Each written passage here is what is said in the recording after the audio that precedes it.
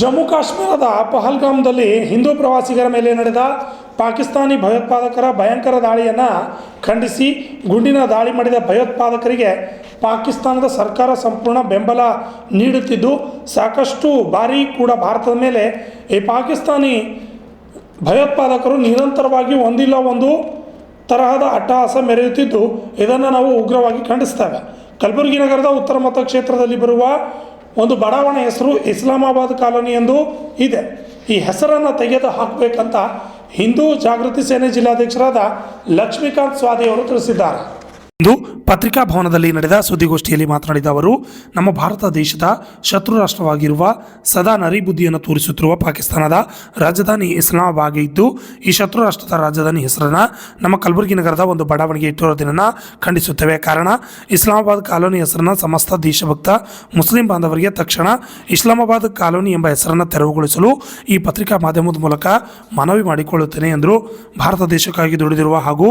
ಭಾರತ ದೇಶವನ್ನು ಉತ್ತುಂಗಕ್ಕೆ ಕೊಂಡು ಒಯ್ದಿರುವ ದಿವಂಗತ ವೀರ ಯೋಧ ಹವಾಲ್ದಾರ್ ಅಬ್ದುಲ್ ಹಮೀದ್, ದಿವಂಗತ ಬ್ರಿಗೇಡರ್ ಮೊಹಮ್ಮದ್ ಉಸ್ಮಾನ್, ದಿವಂಗತ ಮಾಜಿ ರಾಷ್ಟ್ರಪತಿ ಅಬ್ದುಲ್ ಕಲಾಂ, ದಿವಂಗತ ಭಾರತ ರತ್ನ ಶಹನಾಯಿ ವಾದಕ ಉಸ್ತಾದ್ ಬಿಸ್ಮಿಲ್ಲಾ ಖಾನ್ ತಬಲಾ ಮಾಂತ್ರಿಕ ಎಂದು ಪ್ರಖ್ಯಾತಿ ಪಡೆದಿರುವ ಜಾಕೀರ್ ಹುಸೇನ್ ಅಥವಾ ಖಾಜಾ ಬಂದ ನವಾಜ್ರಂತಹ ಗಣ್ಯರ ಹೆಸರುಗಳನ್ನು ಮರಣ ನಾಮಕರಣ ಮಾಡಬೇಕೆಂದು ವಿನಂತಿಸಿಕೊಂಡಿದ್ದಾರೆ. ಅಲ್ಲದೆ ಈ ಹಿನ್ನೆಲೆಯಲ್ಲಿ ಇದೇ 29ರಂದು ಬೆಳಗ್ಗೆ 11:30ಕ್ಕೆ ಮಹಾನಗರ ಪಾಲಿಕೆಯ ಆಯುಕ್ತರ ಕಚೇರಿ ಎದುರು ಹಿಂದೂ ಜಾಗೃತಿ ಸೇನೆ ಜಿಲ್ಲಾ ಘಟಕದ ವತಿಯಿಂದ ಪ್ರತಿಭಟನೆಯನ್ನು ಮಾಡಲಾಗುವುದು ಎಂದು ತಿಳಿಸಿದ್ದಾರೆ. Bureau report RJ32 Kannada news, Kalaburagi. ಈಗಲೇ ನಾವು ಮೊನ್ನೆ ನೋಡಿದಂಥ ಜಮ್ಮು ಕಾಶ್ಮೀರದಲ್ಲಿ ಪುಲ್ವಾಮಾದಲ್ಲಿ ನಡೆದಂಥ ಒಂದು ದುರ್ಘಟನೆ ಏನಪ್ಪ, ಅಲ್ಲಿ ಹೋದಂಥ ಪ್ರವಾಸಿಗರ ಮೇಲೆ ಏನಲ್ಲಿನ ಭಯೋತ್ಪಾದಕರು ತಮ್ಮ ಧರ್ಮ ಯಾವುದಂತ ಕೇಳಿ ಏನು ಅವರನ್ನು ಕೊಲ್ಲಿದಾರದ ಇವತ್ತಿನ ದಿವಸ ಉಗ್ರವಾಗಿ ಖಂಡಿಸುತ್ತಾ, ಅದೇ ರೀತಿ ಇವತ್ತಿನ ದಿವಸ ಕಲಬುರಗಿಯಲ್ಲಿರುವಂಥ ಉತ್ತರ ಮತಕ್ಷೇತ್ರದ ವ್ಯಾಪ್ತಿಯಲ್ಲಿ ಬರುವಂಥ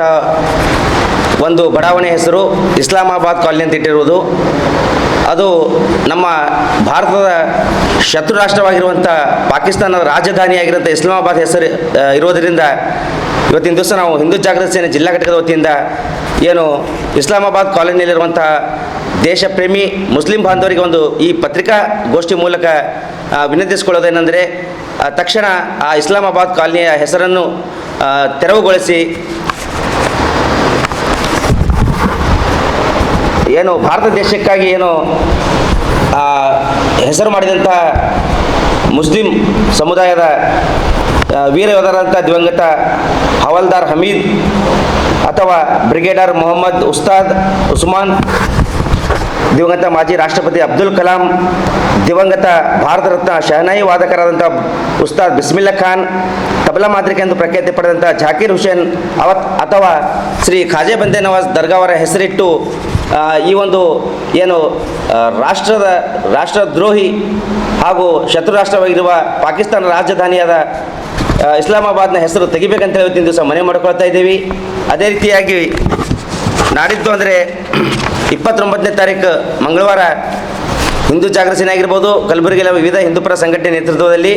ಮಹಾನಗರ ಪಾಲಿಕೆ ಆಯುಕ್ತರ ಕಚೇರಿ ಎದುರುಗಡೆ ಬೃಹತ್ ಪ್ರತಿಭಟನೆ ಮಾಡುವ ಮೂಲಕ ಮನವಿ ಕೂಡ ಸಲ್ಲಿಸ್ತಾ ಇದ್ದೀವಿ ಮಹಾನಗರ ಪಾಲಿಕೆ ಆಯುಕ್ತರಿಗೆ ಹಾಗೂ ಇಸ್ಲಾಮಾಬಾದ್ ಕಾಲೋನಿಯ ಏನು ಮಹಾನಗರ ಪಾಲಿಕೆ ಸದಸ್ಯರಿದ್ದಾರೆ ಅವರು ಕೂಡ ಮನವಿ ಸಲ್ಲಿಸ್ತಾ ಇದ್ದೀವಿ. 2 ದಿನದ ಒಳಗಡೆ ಆ ಇಸ್ಲಾಮಾಬಾದ್ ಕಾಲೋನಿ ಎಂಬ ಹೆಸರನ್ನು ತೆಗೆದು ಒಂದು ಒಳ್ಳೆಯ ಹೆಸರು ಇಡಬೇಕಂತ ಇವತ್ತಿನ ದಿವಸ ಆ ಪ್ರತಿಭಟನೆ ಮೂಲಕ ಆಯುಕ್ತರಿಗೆ ಮನವಿ ಮಾಡ್ಕೊಳ್ತಾ ಇದ್ದೀವಿ. ಒಂದು ವೇಳೆ ಮುಂದೇನಾದರೂ ಆ ಹೆಸರನ್ನು ತೆಗೆದೇ ಹೋದಲ್ಲಿ ಹಿಂದೂ ಜಾಗೃತಿ ಸೇನೆ ವತಿಯಿಂದ ಖುದ್ದು ನಾವಾಗಿ ಹೋಗಿ ಅಲ್ಲಿರುವಂಥವೇನು ಬೋರ್ಡ್ ಇಸ್ಲಾಮಾಬಾದ್ ಕಾಲೋನಿ ಅಂತ ಬೋರ್ಡ್ ಇದೆ, ಆ ಬೋರ್ಡ್ಗೆ ಮಸಿ ಬೆಳೆಯುವಂಥ ಒಂದು ಕೆಲಸ ಮಾಡಬೇಕಂತ ಆಗುತ್ತೆ ಅಂತ ಇವತ್ತಿನ ದಿವಸ ಮಹಾನಗರ ಪಾಲಿಕೆ ಆಯುಕ್ತರಿಗೆ ಕೇಳ್ಕೊಳ್ತಾ ಇದ್ದೀನಿ. ಅದೇ ರೀತಿಯಾಗಿ ಒಂದು ವೇಳೆ ಅಲ್ಲಿ ಏನಾದರೂ ಅಹಿತಕರ ಘಟನೆ ನಡೆದೇ ಹೋದಲ್ಲಿ ಅದಕ್ಕೆ ಸಂಪೂರ್ಣ ಜವಾಬ್ದಾರಿ ಇಲ್ಲಿಯ ಜಿಲ್ಲಾಡಳಿತ ಆಗಿರುತ್ತೆ ಅಂತೇಳಿ ಈ ಪತ್ರಿಕಾಗೋಷ್ಠಿ ಮೂಲಕ ತಿಳಿಪಡಿಸ್ತಾ ಇದ್ದೀನಿ.